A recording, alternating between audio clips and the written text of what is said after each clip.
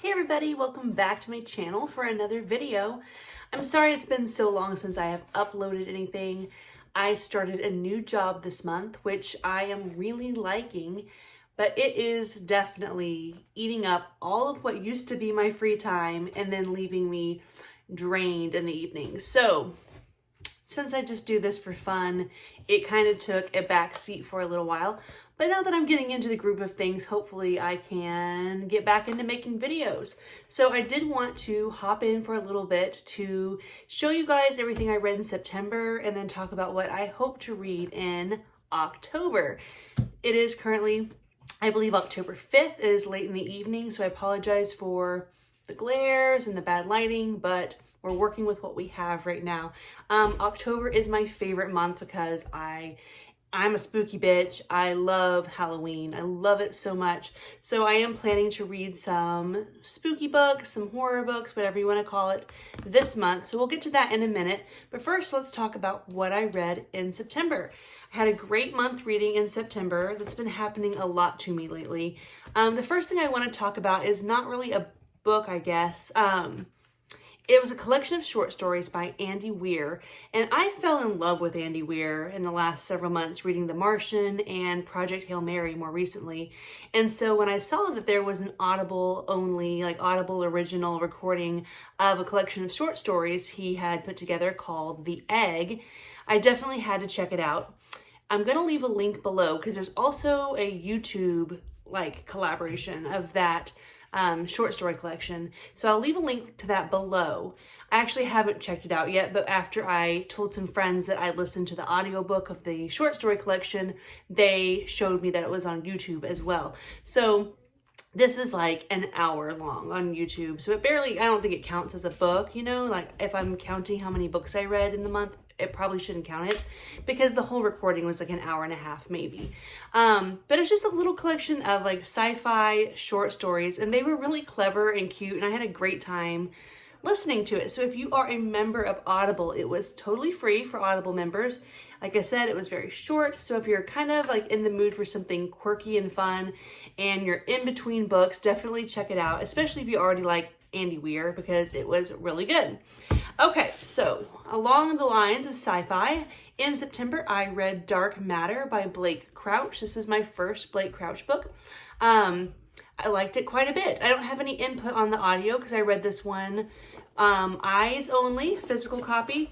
I really liked it. It reminded me of, it kind of gave me Michael Crichton vibes just for the type of story that it was. But I would venture to say, as much as I love Michael Crichton, I think the main difference is going to be that Blake Crouch does better character work.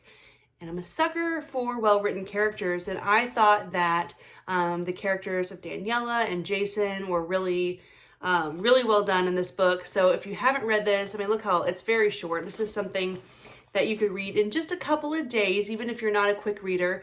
I don't have any input on the audio, but I'm telling you, it was definitely 2 thumbs up for me. I wasn't necessarily blown away. It's not going to make my top 10 this year or anything like that, but I thoroughly enjoyed it from beginning to end, and I will continue to recommend it to people.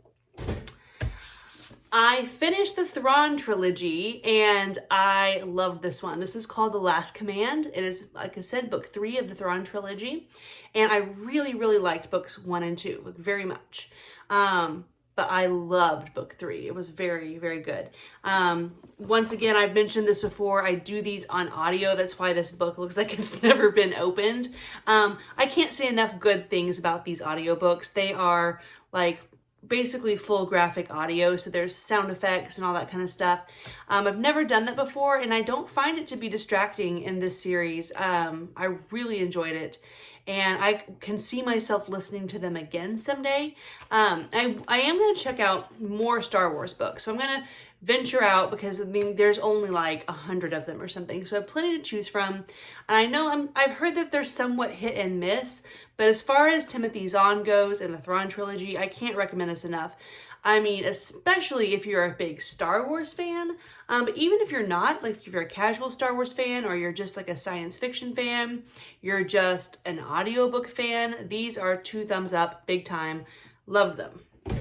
Okay, So September was release month for Mr. Joe Abercrombie, and I am a huge Joe Abercrombie, First Law, Age of Madness. I'm a huge fan. So this was my most anticipated new release of the year. And guys, it didn't disappoint. I loved it so much. I have some thoughts. I'm not going to do a full review on this one because there are a lot of them already out there.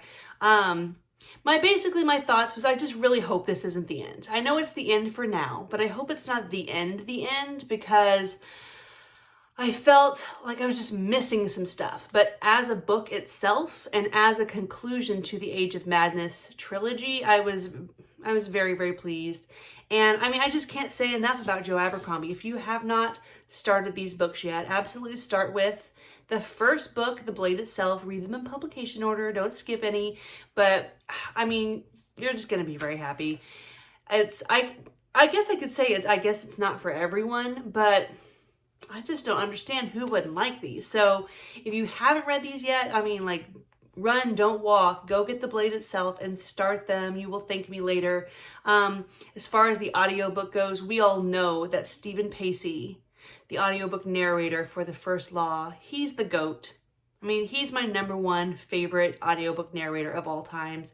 And he did not disappoint in this book. It was excellent as expected. So I'm not even going to beat around the bush. This was my book of the month for September. I usually do that at the end, but I'm not going to make you guys sit around and wonder. This was the best book I read in September. Now, I also did a reread of Dune, and what can I say? I loved it. I liked it even more than the first time I read it, and I think I'm going to make it a tradition to read it every September, because the first time I read it was also in September, and I didn't even plan it that way. I was just trying to get a reread in before the movie comes out next month, and I think I'll just make it my September thing. This would be in the running for my book of the month if it wasn't a reread and if it wasn't up next to, my most anticipated new release of the year. But I just can't say enough good things about Dune. I am more than excited to see this come to life on the big screen next month. I'm hoping to be able to see it in IMAX, but I live in the sticks, so I don't know. That would require a trip to the big city. So we'll see. If anything is worth a trip to the city, it's going to be this movie. So it was so good. If you haven't read it yet, please do. I did not read from this beautiful copy because it just makes me nervous to hold it because I don't want to get fingerprints on it and stuff. But even reading it from a floppy paperback still hit the spot. So buy this beautiful edition if you just want to display it or if you're not too scared to read your pretty books. But read Dune. What's stopping you? If you haven't read Dune, read Dune. Okay, a couple more things. Some books I read that I don't actually have a physical copy of. One was Side Jobs by Jim Butcher. It's a Dresden Files short story collection. Guys, what can I say? I loved every minute of it. Dresden freaking rules. I'm now completely caught up with everything Dresden Files. I've read both short story collections and all the books. And while it feels good to be caught up, it is a little sad because, what am I going to do now? Start over and read them all over again, or just wait for the next book to come out? What do you guys do when you've caught up on Dresden Files? Speaking of audiobook, my second favorite probably narrator is James Marsters, who does the Dresden Files audiobooks. He's amazing. He really brings these books to life, and they're already fun. They're already perfect, but he just elevates it somehow. So if you're considering reading these books and you do like audiobooks, I can't recommend those enough. But if you're not an audiobook person, you're not going to be, I don't want to say you're not missing anything because I think James Marsters adds to it. But I know plenty of people who read them book only and they have just as much affection towards them as I do. So audiobook fan or not, you got to catch up on Dresden Files. See what I'm saying when I said I had a really good reading month? Everything I've said so far, I'm just oh my gosh, you guys have got to check it out. And I mean it. And that leads, another one. My third favorite audiobook narrator. I've had a great month in September. I read The Death of Dulgath. So that is book 3 of Ryera Chronicles. And remember, Ryera Chronicles is a prequel series to Ryera Revelations. Those are written by Michael J. Sullivan, and they are narrated by the brilliant Tim Gerard Reynolds, who I would say is my number 3 favorite audiobook narrator. He is just so good. I don't have a physical copy to show you. I did order, I have the first 2 books of the Chronicles already. I ordered the next 2. I was going to wait till they came to record this video so I could have it in hand. I do order those directly from Michael J. Sullivan's website, because when you do that, it's a better way to support the author. He earns a higher royalty percentage when he sells them from his own website. But they also come signed, and so I like to support authors in any way that I can when it's possible. And if it comes signed, like, that's even better, because who doesn't like an autographed copy of a book they love? So I have those on the way, the last 2 of that 4-book prequel series. And I was, like I said, I was going to wait so I could have it in my hand to show you guys, but I'm already a few days into the month and I didn't want to wait any longer. So I am going to be making a Ryera Revelations and Ryera Chronicles video soon, and so I will show them off in that video. But yes, Death at Dulgath was the name of it, and man, I loved it. I really, really liked the first 2. Like, I was actually quite surprised by how much I liked them. I don't know why, but because Michael J. Sullivan should have sold me completely with what he did with Ryera Revelations. But for some reason, when I decided to start the prequel series, Ryera Chronicles, I was doubtful for some reason. I don't know why. I'll never doubt him again. But I've liked the Chronicle series as much as I liked Ryera Revelations. But Death of Dulgath was my favorite one so far. Like, it had an extra added layer of magic. And sometimes I feel like modern fantasy wants to shy away from, like, heavy magic sometimes. And even Ryera as a series is not super heavy in the magic. It's not real in your face. But Death of Dulgath, in my opinion, had just more of a magical feel to it, and I really, really liked it. I liked the story. I liked the characters that were introduced. I loved the setting. It was in a different city in an area of a country that we had never been before. And so I was just really, really pleased with it. And then to come to find out, people are saying, oh yeah, Death of Dulgath is really good. And if you liked that one, you're going to love the next one. And I was like, I loved this one. Like, how do they keep getting better? So, continued thumbs up for Michael J. Sullivan and all of the Ryera books. Okay, so I finally read The Invisible Life of Addie LaRue. I feel like this book was buzzing big time the year I really got into reading, which, let's see, this came out in 2020? Okay, so last year. Anyway, this book has been buzzing for a while, and I just now read it. I'd owned it for a while because I had planned on reading it, and then finally my mom was like, how have you not read that yet? It's so good. I think I actually let her borrow mine, and then when I got it back from her, she was like, what do you mean you haven't read it? It's so good. I listened to the audiobook of this, and it had a female narrator, which typically is not my favorite. Now, there are several female narrators who I think do a great job, but I seem to be a little more miss than hit with female narrators that, like, make my favorites list. The narrator was awesome in this. She did a really good job. Here's what it comes down to. Sometimes female narrators sound a little cheesy or a little corny when they try to do male voices. And there are plenty of male characters in here, but I never felt like she was trying too hard to sound like a dude or that it was, you know, cheesy or forced. So thumbs up for that. As far as the book itself goes, the further I get away from it and the more I think about it, the more I liked it. I don't think I'll call it a love, but that's okay. I don't need to love every book I read, but I did like it. Her writing style is really, really beautiful. The story was good. I think at the time it was just maybe a little more melancholy than what I was looking for. So I would still recommend this to people, especially if they're looking for something that has fantastical elements, but is totally a different setting than what fantasy typically is. Because this is more, it's funny because it's not just a modern day setting. It goes all the way from like France in the 1600s all the way until like current day. So it was definitely different than what I typically read, but I did like it. I'm still not 100% even sure how I feel about it, but I did like it. So I'm going to keep thinking on this one. Let me know what you thought, because most people seem to love this book. And then I didn't mean to save this for last, but my most disappointing book of the month was Promise of Blood by Brian McClellan. I did this as part of a little buddy read. My friend Jane and I have been saying for like a year that we were going to read this book together. We finally got to it, and I didn't dislike it, but it was disappointing. It was a letdown for me. I think it's maybe because I have owned all three of these books. I've had them on my shelf for so long now, and I really have been anticipating them for a long time, and I just thought it was just okay. You can tell I don't really like being really critical of things, but the magic system in it is very creative and cool, and I like a lot of the ideas that are there. I like how there's like 3 different types of magic users in the world, and the world does seem interesting. I like the time setting that it's in, because it's kind of a, they use guns and stuff, and so it's not quite like medieval times like a lot of fantasy is set in.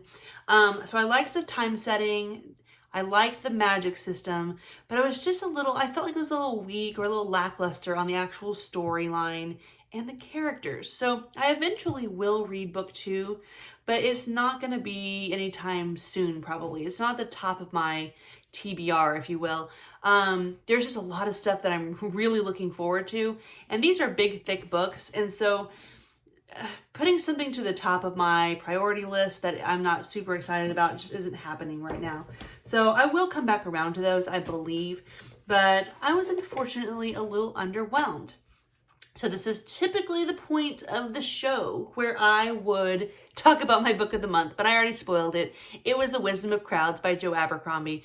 But surprisingly enough, I read a lot of good books this month. But if I was to pick a number 2, I think it would be The Last Command, my Star Wars book. I just really surprised myself at how much I liked that one. So if you've ever considered checking out Star Wars stuff, this is a great place to start. It was the Thrawn trilogy. I loved it. Okay, so now let's talk about October.